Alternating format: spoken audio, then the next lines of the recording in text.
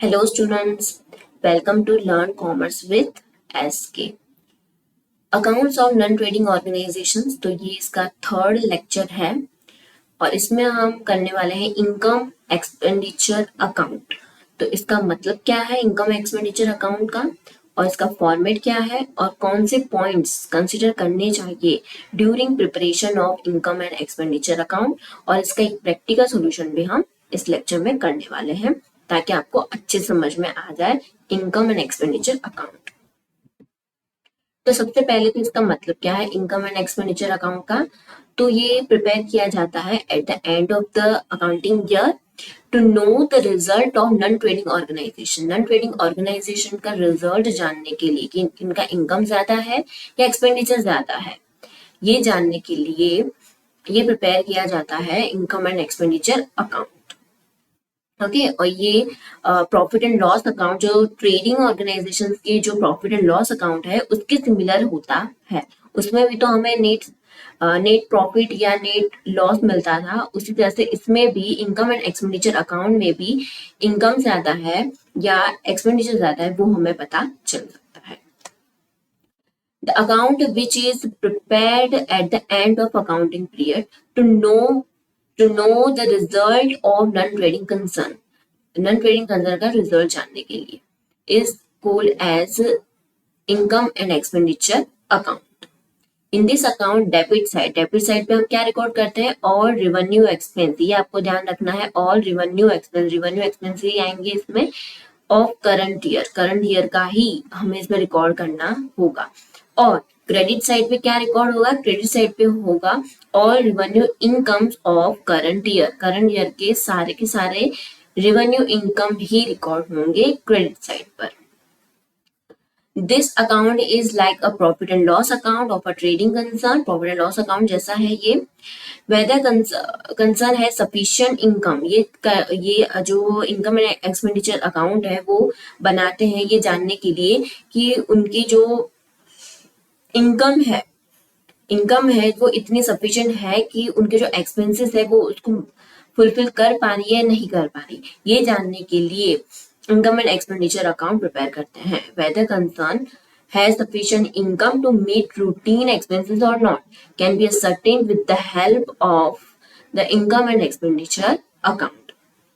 Okay तो अब हम इसका फॉर्मेट देख लेते हैं। ये income and expenditure account for the year ending, जो भी ईयर एंड हो जो सम में दिया गया वो हमें यहाँ पर लिखना है। ये है डेबिट साइड जहाँ पर एक्सपेंसेस है और ये है क्रेडिट साइड जहाँ पर इनकम है सारी की सारी। अब एक्सपेंसेस, लेकिन कौन से एक्सपेंसेस, रेवेन्यू एक्सपेंस ही हम इसमें रिकॉर्ड करेंगे, वो भी करंट ईयर के ही हम यहाँ पर रिकॉर्ड करेंगे। जो भी प्रीवियस ईयर या फिर नेक्स्ट ईयर का जो भी रेवेन्यू एक्सपेंसेस होंगे वो हम रिकॉर्ड नहीं करेंगे।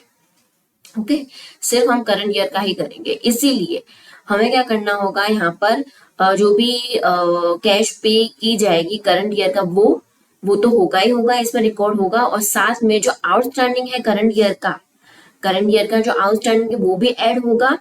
और पेड इन एडवांस, जो भी एडवांस में पे किया है प्रीवियस ईयर में, मीन्स इस ईयर का प्रीवियस ईयर में एडवांस में पे कर दिया है, वो भी हम क्या करेंगे, ऐड करेंगे। और लेस क्या करेंगे, आउटस्टैंडिंग है जो प्रीवियस ईयर का आउटस्टैंडिंग है जो करंट ईयर में पे किया है तो वो हम क्या करेंगे, माइनस करेंगे, क्योंकि वो तो प्रीवियस ईयर का है, इस साल का तो है नहीं, तो इसलिए हम क्या करेंगे, माइनस करेंगे। और एडवांस में अगर जो पे कर रहे हैं नेक्स्ट ईयर का, उसके बाद वाले ईयर का हम एडवांस में पे कर रहे हैं तो वो भी हम क्या करेंगे, माइनस करेंगे, क्योंकि यहाँ पर हम सिर्फ करंट ईयर का ही रिकॉर्ड करेंगे एक्सपेंसेस या फिर इनकम। ओके और उसके बाद है यहाँ पर उसी तरह से अच्छा अब ये यहाँ पर है आगे टू डेप्रिसिएशन, यहाँ पर डेप्रिसिएशन भी रिकॉर्ड होगा, लॉस भी रिकॉर्ड होगा, loss on sale of asset, जो भी लॉस हो रहा है वो यहाँ पर रिकॉर्ड होगा, और जो भी प्रॉफिट होगा सेल ऑन असेट पे वो इनकम साइड होगा रिकॉर्ड। ओके अब यहाँ पर रिवेन्यू जो इनकम साइड है, क्रेडिट साइड पे इनकम साइड, वहां पर हम रिवेन्यू रिकॉर्ड करेंगे, revenue income of current year का ही हम इसमें रिकॉर्ड करेंगे। ओके यहाँ पर है करंट ईयर, ठीक है, करंट ईयर का हम रिकॉर्ड करेंगे। और यहाँ पर है नेक्स्ट ईयर है और यहाँ पर एक होगा प्रीवियस ईयर। ओके, तो अब देखिए अगर आउटस्टैंडिंग है, कौन सा, प्रीवियस ईयर का आउटस्टैंडिंग है जो हमें अभी मिल रहा है, ये आउटस्टैंडिंग जो प्रीवियस ईयर का है बट हमें मिल कब रहा है, अभी मिल रहा है। ठीक है, तो वो हम क्या करेंगे, माइनस करेंगे, क्योंकि आउटस्टैंडिंग तो प्रीवियस ईयर का है, मिल भले अभी रहा या फिर हम पे भले अभी कर रहे हो। ठीक है, तो वो क्या होगा, माइनस होगा। अगर आउटस्टैंडिंग है पर कौन सा, करंट ईयर का आउटस्टैंडिंग है, ये मीन्स अभी का जो करंट ईयर का आउटस्टैंडिंग है वो करेंगे, प्लस करेंगे। अगर करंट ईयर का आउटस्टैंडिंग है तो वो हम क्या करेंगे, प्लस करेंगे, क्योंकि करंट ईयर का आउटस्टैंडिंग हम करंट ईयर में ही प्लस करेंगे। उसी तरह से एडवांस की बात करें तो अगर एडवांस है लेकिन कौन सा, received in advance during previous year, अब प्रीवियस ईयर का जो है वो रिसीव किया है एडवांस में, तो वो हम क्या करेंगे, ऐड करेंगे। ठीक है, मीन्स ये जो प्रीवियस ईयर में है वो हमने क्या किया होगा, माइनस किया होगा, तो हम इस साल क्या करेंगे, प्लस करेंगे। उसी तरह से अगर एडवांस हम नेक्स्ट ईयर का हम रिसीव कर रहे हैं, ठीक है, तो वो हम क्या करेंगे, माइनस करेंगे, क्योंकि ये तो फ्यूचर का है, वो हमें क्या करना होगा, माइनस करना होगा। और अगर एडवांस हमें रिसीव हुआ हो लेकिन प्रीवियस ईयर में, तो वो हम क्या करेंगे, प्लस करेंगे। ये आपको ध्यान में रखना होगा। और ये रिसीव में और पेड में ये दोनों में ही वैसा ही होगा। ठीक है, तो यहाँ पर देखिए करंट ईयर का तो हम लिखेंगे, जो भी कैश रिसीव हुआ है करंट ईयर का, उसके अंदर जो आउटस्टैंडिंग करंट ईयर का है वो हम प्लस करेंगे, और जो एडवांस में रिसीव हुआ है प्रीवियस ईयर का वो भी हम क्या करेंगे, ऐड करेंगे, क्योंकि एडवांस में प्रीवियस ईयर का मतलब कि ये करंट ईयर का होगा, तो हम क्या करेंगे, ऐड करेंगे। उसी तरह से जो एडवांस में रिसीव हुआ है नेक्स्ट ईयर का, ये फ्यूचर का हो गया, तो वो हम माइनस करेंगे। उसी तरह से यहाँ पे देखिए आउटस्टैंडिंग है प्रीवियस ईयर का जो इस ईयर में मिला है हमें, तो वो हम क्या करेंगे, माइनस करेंगे, क्योंकि ये प्रीवियस ईयर का है इसीलिए। ओके, तो ये जो है वो एक्सपेंसेस और इनकम ये दोनों में सेम ही होता है। अच्छा, उसके बाद यहाँ पर अकाउंट हम क्लोज करेंगे तब अगर एक्सेस ऑफ इनकम ज्यादा है एक्सपेंडिचर से, तो यहाँ पर क्या होगा, एक्सेस मिलेगा, तो वो हम यहाँ पे लिखेंगे। और अगर एक्सेस ऑफ एक्सपेंडिचर ज्यादा है इनकम से, तो वो क्या होगा, डिफिसिट होगा। ठीक है, वो क्या होगा, लॉस होगा, डिफिसिट होगा, वो हम यहाँ पे लिखेंगे। उसका जो डिफरेंस है वो यहाँ इनकम साइड लिखेंगे। तो इतना है ये इनकम एंड एक्सपेंडिचर अकाउंट का ये फॉर्मेट। बस आपको यहाँ पर ये थोड़ा बहुत है वो ध्यान में रखना है। आपको बस माइंड में इतना क्लियर होना चाहिए कि हमें करंट ईयर का ही लिखना है। अच्छा, अब कौन से पॉइंट्स कंसीडर करने चाहिए during preparation of income and expenditure account. जैसा कि हमने देखा यहाँ पर कुछ भी ओपनिंग क्लोजिंग था नहीं, तो यहाँ पर कोई भी ओपनिंग क्लोजिंग होगा नहीं, there is no opening balance. उसके बाद हमने देखा था फॉर्मेट में ही वही है कि क्रेडिट साइड पर हम क्या रिकॉर्ड करते हैं, रेवेन्यू इनकम करंट ईयर का। ठीक है, और डेबिट साइड पे हम रिकॉर्ड करते हैं रेवेन्यू एक्सपेंसेस, वो भी करंट ईयर के। अब यहाँ पर रेवेन्यू का ही हम रिकॉर्ड करते हैं कैपिटल नेचर, मीन्स जो कैपिटल एक्सपेंस और कैपिटल इनकम है वो हम रिकॉर्ड नहीं करते। अब हमने जैसे अभी देखा कि सिर्फ और सिर्फ करंट ईयर का ही हमें इसमें रिकॉर्ड करना है, तो expenses and income of the current year only are shown in this account. सिर्फ और सिर्फ हमें करंट ईयर का ही इसमें शो करना है, प्रीवियस ईयर या फिर नेक्स्ट ईयर का हमें शो नहीं करना। उसी तरह से ही वही चीज यहाँ पर लिखी हुई है उसके बाद वाले पॉइंट में भी कि जो हम रेवेन्यू इनकम लिखते हैं तो उसमें क्या क्या कंसीडर होगा, सिर्फ और सिर्फ करंट ईयर का, means received of current year में जो भी हमने रेवेन्यू इनकम रिसीव किया वो, फिर आउटस्टैंडिंग ऑफ करंट ईयर का जो भी आउटस्टैंडिंग है वो हम ऐड करेंगे, और रिसीव्ड इन एडवांस में जो रिसीव हुआ है, जो प्रीवियस ईयर में एडवांस रिसीव हुआ है इस साल का, वो भी हम क्या करेंगे, ऐड करेंगे। उसी तरह से रेवेन्यू एक्सपेंसेस की बात करें तो उसमें भी अगर जो हमने करंट ईयर का पे किया हो वो हम करेंगे प्लस, और आउटस्टैंडिंग ऑफ करंट ईयर का आउटस्टैंडिंग है वो हम प्लस करेंगे, और paid in advance during previous year में हमने जो एडवांस में पे किया है वो भी हम ऐड करेंगे, क्योंकि ये इस साल का है, एडवांस में पे किया है प्रीवियस ईयर का, मतलब ये इस साल का एडवांस में ही पे कर दिया, तो वो हम क्या करेंगे, ऐड करेंगे। फिर जितने भी सारे एडजस्टमेंट है, जैसे कि डेप्रिसिएशन है, प्रोविजन फॉर डाउटफुल डेब्ट वगैरह, वो भी सब क्या होगा, इसमें इंक्लूड होगा। इफ अगर क्लोजिंग बैलेंस में income are exceeding expenses, income ज्यादा है एक्सपेंस से, तब क्लोजिंग बैलेंस क्या होगा, excess of income over expenditure. और ये प्रॉफिट के सिमिलर ही होता है, जो हमने अभी देखा ये वाला, ये जो है वो प्रॉफिट के सिमिलर ही होता है। उसी तरह से ये दूसरी जो excess of expenditure over income, उसकी भी बात की गई है। If expenses are exceeding income, the closing balance is known as excess of expenditure over income। और ये सिमिलर किससे है, लॉस से सिमिलर है, क्योंकि एक्सपेंडिचर ज्यादा हो रहे हैं, मतलब कि ये लॉस हो रहा है। ओके, और लॉस हम क्या करेंगे, कैपिटल फंड, जो बैलेंस शीट में लायबिलिटी साइड में जो कैपिटल फंड होता है, उसमें से हम क्या करेंगे, माइनस करेंगे लॉस। और जो प्रॉफिट होगा means excess of income over expenditure, वो हम क्या करेंगे, कैपिटल फंड में ऐड करेंगे। ओके, तो इतने पॉइंट्स हमें ध्यान में रखने हैं, जो मैंने ऑलरेडी इस फॉर्मेट में भी समझा दिया। अब हम करेंगे एक क्वेश्चन सॉल्व। तो देखिए यहाँ पर इंफॉर्मेशन दी गई है। अब हमें प्रिपेयर करना है income and expenditure account of Manmohan sports club for the year ending 31 March 2023। Okay, तो यहाँ पर जो इनकम जो भी इंफॉर्मेशन दी है वो हम देख लेते हैं। एंट्रेंस फीस है, रिसीव हुई है 1000, तो एंट्रेंस फीस 1000 रिसीव हुई है। अब देखिए यहाँ पर ना एडिशनल इंफॉर्मेशन भी दी गई है कि 50% एंट्रेंस फीस जो है इज टू बी कैपिटलाइज, हमें कैपिटलाइज करना है, मीन्स वो हम क्या करेंगे, बैलेंस शीट में लिखेंगे। लेकिन 50% जो कैपिटलाइज नहीं करनी, वो हम क्या करेंगे, is income and expenditure account में लिखेंगे। तो ये जो एंट्रेंस फी है उसको हम क्या करेंगे, 50% में ही लिखेंगे। मीन्स ये जो एंट्रेंस फी है हम 50% ही लिखेंगे। कितना, 1000 का 50% कितना होगा, 500 हम लिखेंगे। और बाकी का जो 50% है वो बैलेंस शीट में जाएगा। ओके, तो वो तो जब बैलेंस शीट प्रिपेयर करेंगे तब भी होगा, बट अभी तो यहाँ पर सिर्फ income and expenditure account he prepare करना है। तो यहाँ पर इनकम साइड हम लिखेंगे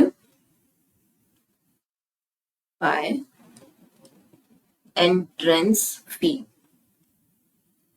कितनी हम लिखेंगे, 50%। कितना होगा 50%, 500।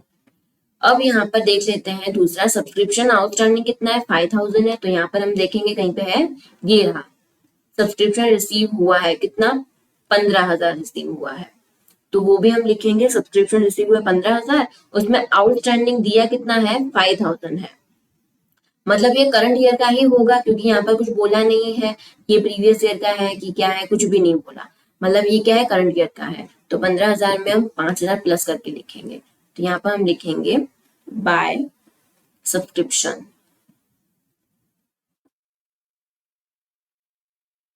कितना है, 15000।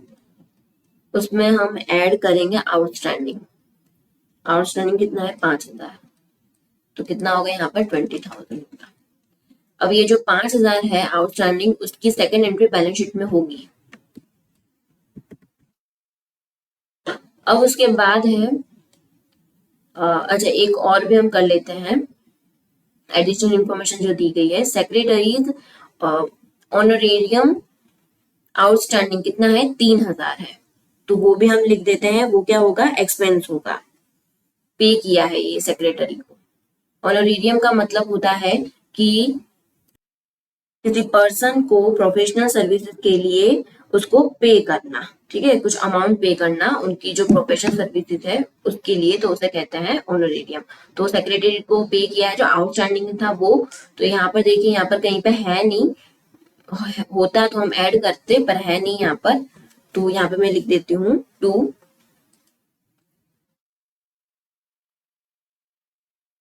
सेक्रेटरीज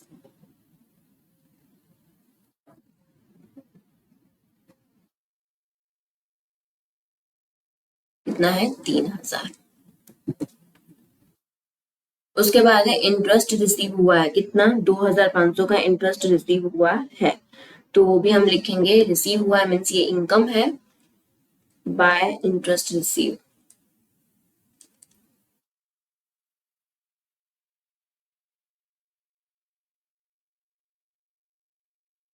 उसके बाद सैलरी है कितनी है, 10,000 है, तो वो भी हम रिकॉर्ड करेंगे यहाँ पर टू सैलरी, सैलरी तो एक्सपेंस है, सैलरी कितना है 10,000। उसके बाद है प्रिंटिंग एंड स्टेशनरी कितना है 1200 है, तो वो भी हम लिखेंगे, ये भी क्या है एक्सपेंस है टू प्रिंटिंग एंड स्टेशनरी 1200। उसके बाद है जनरल एक्सपेंस कितना है 400 है, तो वो भी हम रिकॉर्ड कर लेते हैं टू जनरल एक्सपेंस 400। ओके, अब यहाँ पर क्या है ओपनिंग कैश बैलेंस है, तो ओपनिंग जैसे मैंने आपको बताया था ओपनिंग एंड क्लोजिंग वो हम रिकॉर्ड नहीं करते, तो वो तो नहीं रिकॉर्ड करेंगे। उसके बाद है special donation for cricket tournament, अब ये स्पेशल डोनेशन है तो वो क्या होगा कैपिटल का होगा, कैपिटल इनकम होगा, तो ये भी हम नहीं होगा रिकॉर्ड, क्योंकि हम इसमें सिर्फ और सिर्फ रेवेन्यू इनकम या रेवेन्यू एक्सपेंस ही रिकॉर्ड करते हैं। लेगेसी रिसीव हुए तो वो भी क्या है रेवेन्यू इनकम है, तो वो भी नहीं होगा। उसके बाद है एनुअल प्रोग्राम एक्सपेंस, तो ये तो रिकॉर्ड होगा ही, कितना है 8,000 है, तो हम यहाँ पे लिखेंगे एक्सपेंस है, तो एक्सपेंडिचर साइड हम लिखेंगे टू एनुअल प्रोग्राम एक्सपेंस 8,000 है। उसके बाद एक डोनेशन, डोनेशन भी हम नहीं लिखेंगे क्योंकि ये क्या है कैपिटल नेचर का है। फिर क्लोजिंग बैंक ओवरड्राफ्ट, क्लोजिंग भी हम नहीं लिखेंगे, क्लोजिंग एंड ओपनिंग हम नहीं लिखते इसमें। उसके बाद है life membership fee, life membership fee वो भी क्या है कैपिटल का ही है, कैपिटल इनकम है, तो वो भी हम नहीं रिकॉर्ड करेंगे। लाइफ मेंबरशिप फी मतलब पूरी लाइफ का होता है, तो इसलिए हम नहीं लिखेंगे, कैपिटल का हुआ। अब उसके बाद है income from annual programme, annual programme से जो इनकम हो रही है वो, तो हम यहाँ पे लिखेंगे by income from annual programme,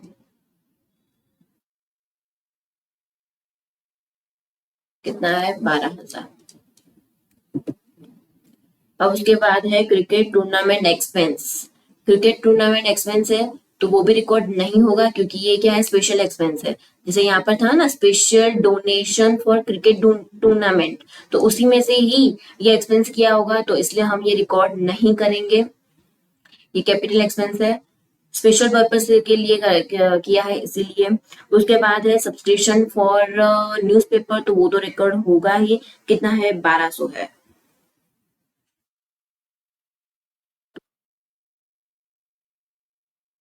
subscription newspaper है 1200। उसके बाद है sale of waste paper means ये जो क्या है पस्ती है, पस्ती कितना है 200, तो उसमें से तो पैसे मिलेंगे, तो हम लिखेंगे यहाँ पर बाय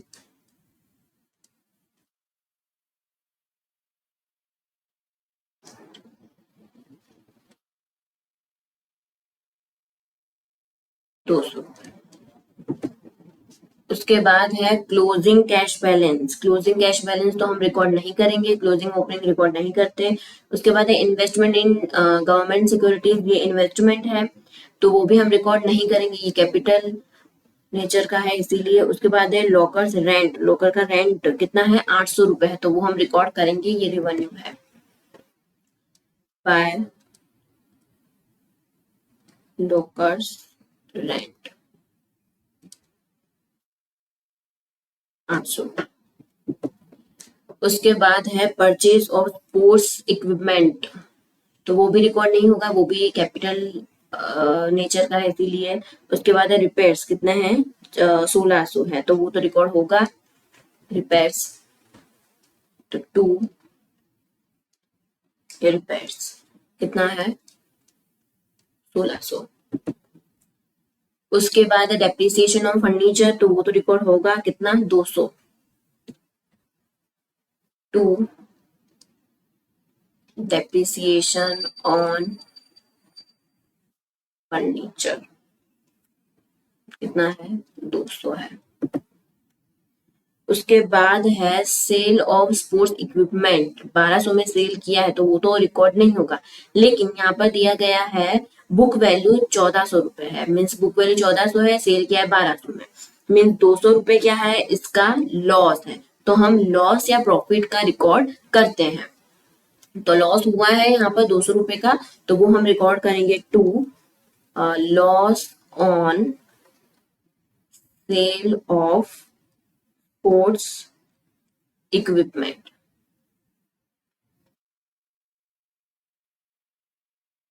1400 माइनस 1200 तो कितना होगा 200।